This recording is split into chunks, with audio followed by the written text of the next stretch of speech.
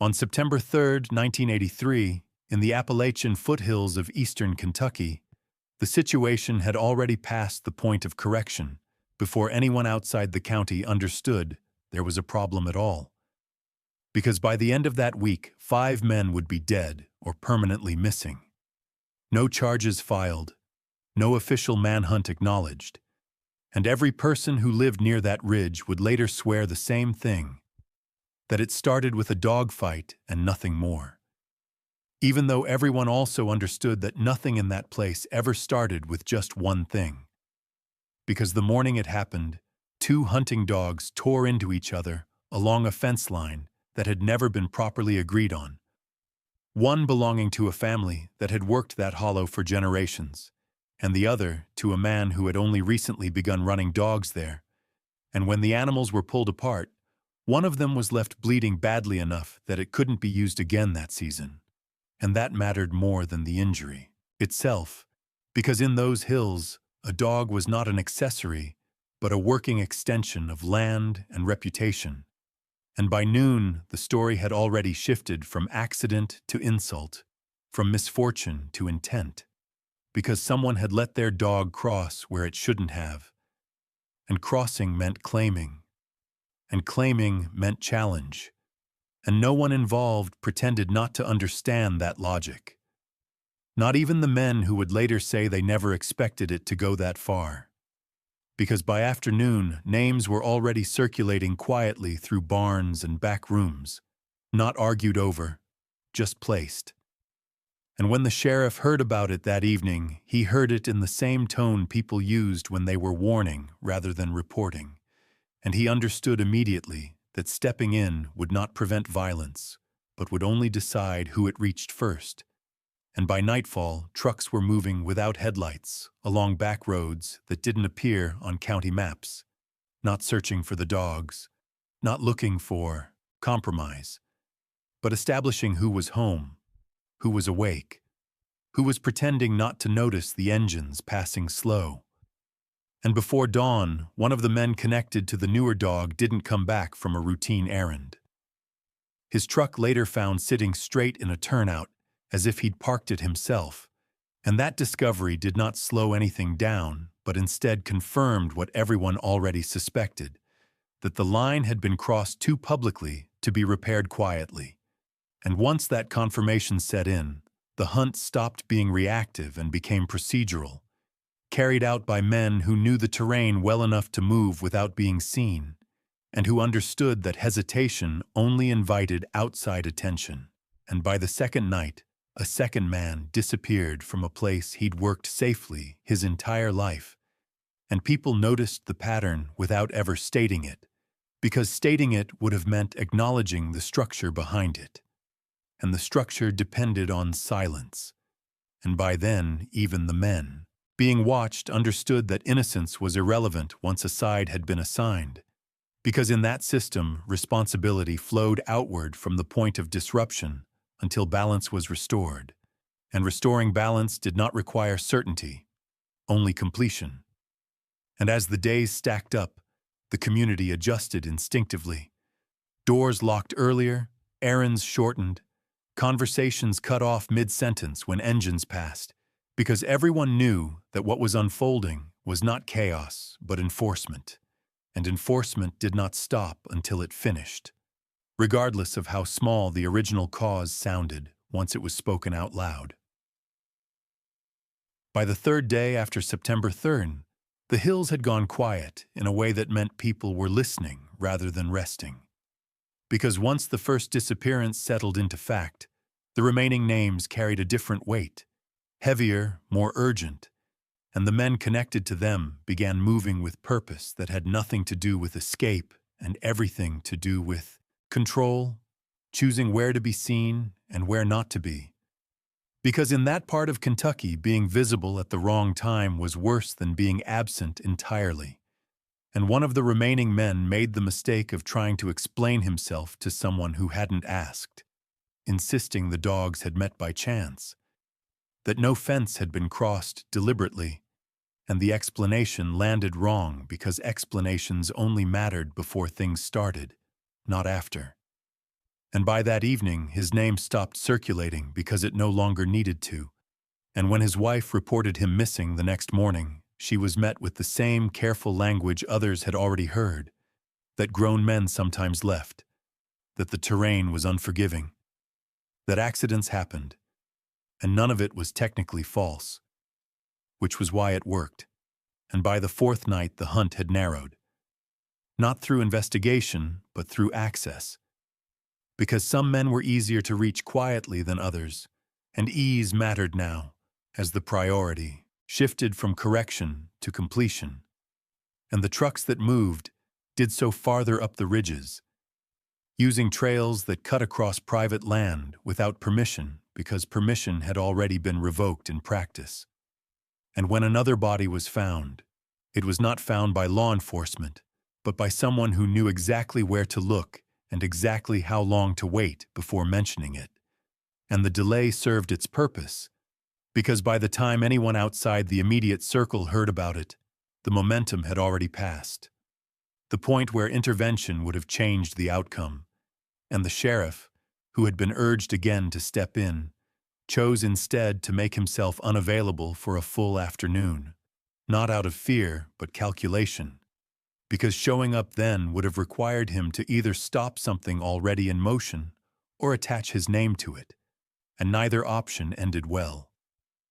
And by the fifth night, the remaining men understood there would be no negotiation, no clearing of misunderstandings, no return to before, and one of them attempted to leave the county altogether, packing light and driving at a time when no one else would be on the road, only to turn back after less than an hour because the road ahead felt watched in a way he couldn't explain. And that instinct, more than any threat, sent him home where he believed familiarity might still protect him, and it was there he disappeared. Quietly enough that neighbors noticed only because his porch light stayed on through the next morning. And at that point, the dog fight itself had receded into the background entirely. No longer discussed even in private, because it had done its work, exposing the fault lines that needed to be enforced. And as the week closed out, the count stabilized without announcement. 5 men accounted for in the way the mountains accounted for things, through absence and avoidance rather than records. And the community responded not with grief or outrage, but with adjustment. Routines altered just enough to signal that the correction had been accepted, because acceptance was the mechanism that allowed life to continue without reopening what had already been decided. And by the time the state took notice, the story had already hardened into its simplest form, that it had all started with a dogfight. A detail small enough to repeat and strange enough to deflect further questions. Even as everyone who lived there understood that once the first dog crossed the wrong line, everything else had followed in exactly the way it was designed to. In the weeks that followed, the aftermath unfolded without ceremony, because ceremonies invite scrutiny, and scrutiny invites revisions. And no one involved wanted revisions once the balance had been restored. So the absences were absorbed the way that part of Kentucky absorbed everything difficult, slowly and without acknowledgement. Mail piling up before being forwarded. Tools left where they'd last been used before quietly changing hands. Trucks sold to a cousin in the next county who didn't ask why the price was low, and the sheriff finalized reports that said just enough to close files without ever opening them, listing men as last seen hunting, traveling, working, activities so ordinary they deflected suspicion by their familiarity. And when families pressed for more detail, they were met with sympathy that never crossed into action, because action would have implied that something was unresolved, and nothing about that week was considered unresolved by the people who mattered. And over time the story settled into its final shape, repeated only when necessary and always in the same compressed form, that 5 men had been lost over a dogfight. An explanation that sounded absurd enough to discourage outsiders from probing and precise enough to warn locals not to test the boundaries again. And the warning worked, because disputes afterward were handled earlier, louder, and in daylight, dogs kept closer, fence lines discussed before they were crossed, misunderstandings corrected before they had time to harden, not out of kindness, but out of memory, because everyone understood what happened when small disruptions were allowed to reveal how rigid the system beneath them really was. And years later, when someone unfamiliar with the area laughed at the idea that men could die over dogs, the reaction from those who lived there was not anger but distance, a quiet withdrawal that signaled the conversation had gone somewhere it was not welcome to go. Because laughter reduced what had happened to madness or chance. And chance was comforting in a way the truth was not. And the truth was that the hunt of 1983 had been neither chaotic nor emotional. It had been methodical, accepted, and final. A process triggered by something trivial only because trivial things were the easiest way to expose who believed they could cross lines without consequence. And once exposed, those beliefs were corrected in the only way the mountains recognized, through removal rather than argument. And that understanding lingered long after the details faded, shaping behavior more reliably than any official account ever could, ensuring that the story endured not as a mystery to be solved, but as a condition to be respected. Because in the Appalachian foothills of Kentucky, the lesson of that week was never about dogs or fences or even the men who vanished. It was about what happened when a boundary was challenged and no one stepped in early enough to stop the system designed to respond to it. As autumn pushed deeper into the hills and the immediate tension drained away, what replaced it was not relief but a quieter vigilance, a shared awareness that the system had been tested and had responded exactly as intended, and that knowledge altered behavior more effectively than fear ever could. Because people adjusted before problems had time to form, conversations happened sooner, boundaries were clarified in advance, and dogs that once ranged freely were kept closer not out of sentiment, but calculation. And the sheriff, who had carried the weight of that week without ever naming it, found his authority subtly reinforced rather than diminished, because everyone understood he had known when to act and when not to. And in that place, restraint was a form of leadership, and when inquiries filtered down from the state months later, they were handled efficiently, paperwork tidy, explanations consistent, the kind of administrative cleanliness that discouraged follow-up by offering nothing solid to challenge. And the men who had participated in the hunt returned to their lives without ceremony, not congratulated, not condemned, simply absorbed back into the routine that had been briefly disrupted, because the goal had never been spectacle or message, only correction. And correction did not require acknowledgement once it was complete.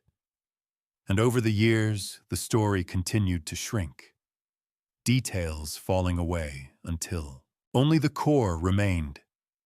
A dogfight, a week of disappearances, an understanding reached without words, and that compression was deliberate, because large stories invite interpretation while small ones function as signals, and this one signaled clearly enough that it didn't need embellishment. And when newcomers arrived and sensed the invisible lines that governed movement and speech, they learned quickly not to ask where those lines came from, because asking implied a desire to test them. And testing was what had led to 1983 in the first place. And so the manhunt endured not as history, but as infrastructure, an unseen framework shaping how conflict was managed and how mistakes were corrected, ensuring that what happened that September never needed to happen again in quite the same way. Because everyone who lived there carried the lesson forward, that in those hills, escalation was not accidental. It was procedural. And once triggered, it moved with a certainty that no apology, explanation, or outside authority could interrupt, leaving behind a calm that felt earned precisely because of what it had cost to restore it. By the time winter set in and the ridges thinned out under bare trees, The physical traces were gone, but the behavioral ones had settled permanently, shaping how people navigated conflict without ever articulating why. And that was the most effective outcome the hunt could have produced, because it ensured compliance without repetition. And in the years that followed, no one involved ever contradicted the official version, because the official version was useful, small, absurd, and sufficient. A dogfight that spiraled, an explanation that invited dismissal rather than investigation. And whenever someone tried to press further, they ran into the same quiet resistance, not hostility, just an absence of curiosity that made continuing feel pointless. And that absence was learned, not natural, passed down as carefully as property lines and hunting rights, and once, long after the last of the missing men would have been declared dead by paperwork alone, a younger deputy asked why no memorials existed, why no markers were ever placed. And the answer he received was simple: that markers were for things people wanted remembered. And this was something people wanted managed, and management had been achieved. And that distinction explained everything about how 1983 survived in local memory. Not as trauma, but as calibration. A reference point that informed decisions without demanding attention.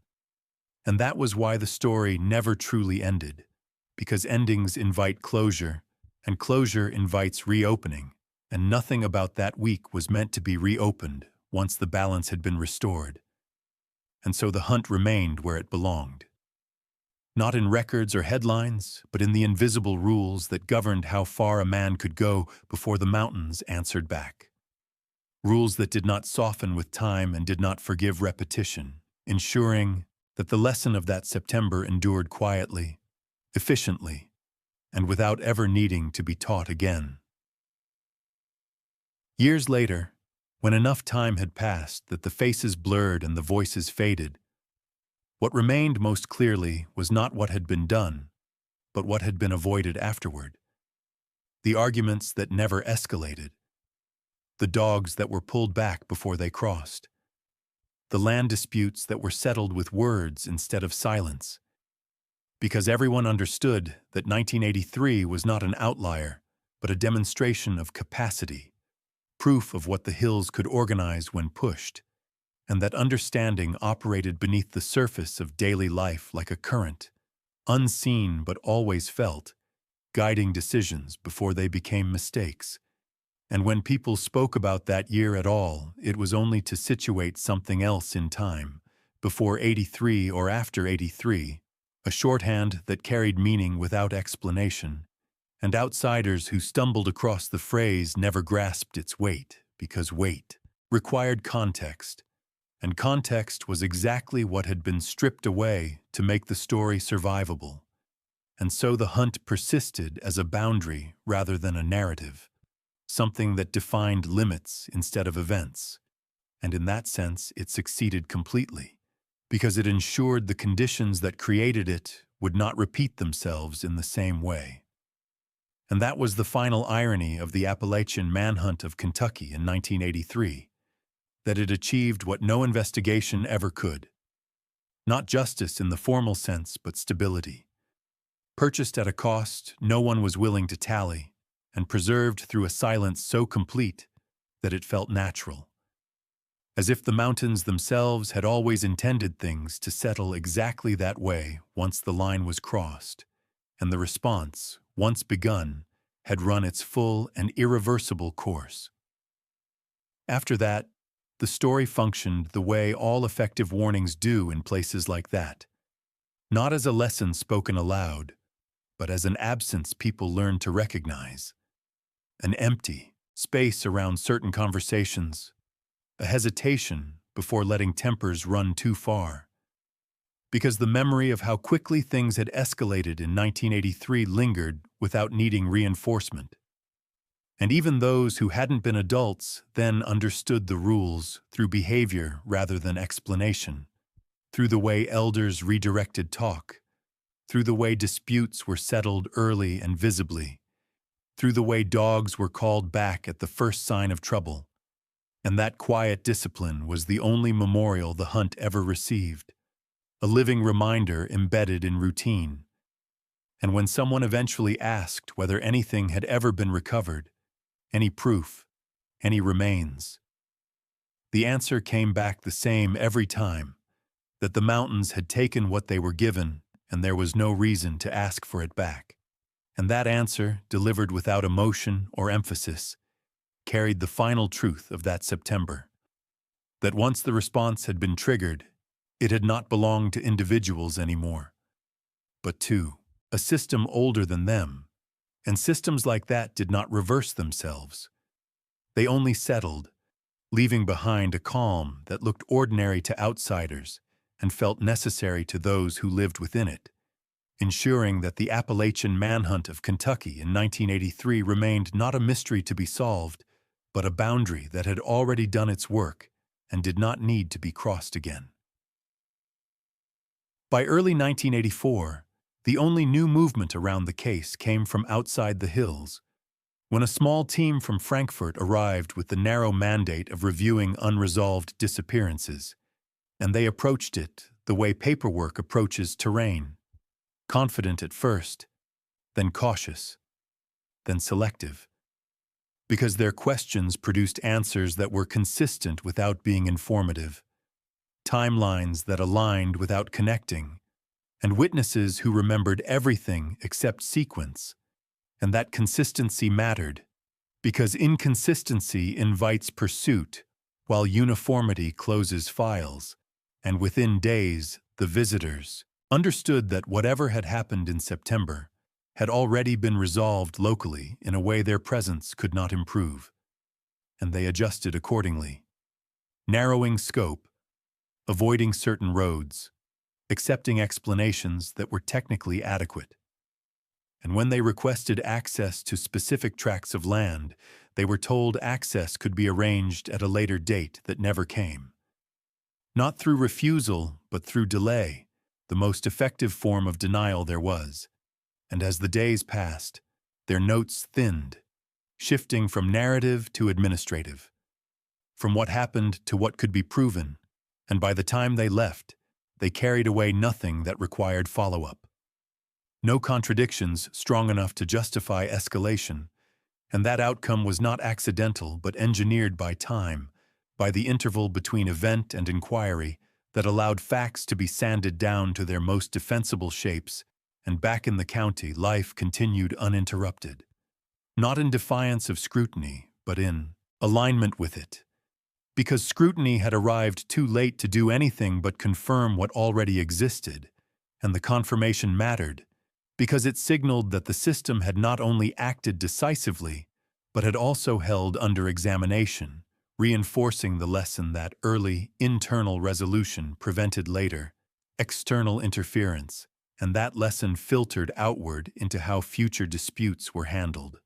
Faster acknowledgments, clearer boundaries, fewer chances given to ambiguity, because ambiguity had been shown to be the most dangerous state of all.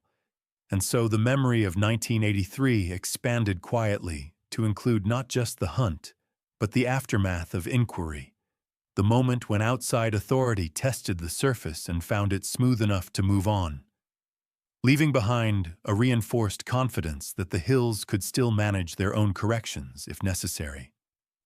A confidence that did not demand repetition to remain effective, only remembrance, carried forward in the way people spoke less and listened more whenever lines were approached, ensuring that the dogfight that started it all remained the smallest visible part of a structure that had proven, once again, that it did not require acknowledgement to function. In the decades that followed, the episode was absorbed into the background noise of the region, indistinguishable from other half-remembered troubles unless someone knew exactly what to listen for. And that indistinguishability was the final layer of protection, because stories that stand out invite curiosity, while stories that blend in survive. And when younger generations repeated the line about a dogfight, they did so without irony. Not because they believed it was the whole truth, but because repeating it preserved the balance their parents had inherited. And even as technology crept closer and roads improved just enough to shorten distances, the internal rules did not relax. They adapted, teaching people how to de-escalate sooner, how to avoid the conditions that had once allowed silence to organize itself into action. And that adaptation was the quiet success of 1983, the reason it never needed a sequel. Because everyone involved understood that the hunt had not been a failure of restraint, but the result of restraint arriving too late. And from then on, lateness itself became unacceptable. And that understanding reshaped behavior more effectively than fear ever could. Ensuring that what remained of that September was not the violence it produced, but the discipline it enforced. A discipline that continued to govern how disputes were handled and how boundaries were respected long after the last official inquiry faded from memory, leaving behind a version of stability that looked ordinary to anyone passing through and felt essential to anyone who stayed. And that was why, even when asked directly years later whether the story was true, people answered without hesitation that it was, and then said nothing more. Because the truth of it had never depended on detail, only on the shared recognition that once a line had been crossed and left unaddressed, the response had followed a logic that no one there ever doubted. A logic that ended exactly where it was supposed to, and then settled back into the hills, unseen but intact, waiting only to be remembered, not repeated. Eventually, even the language people used to describe that year began to thin out.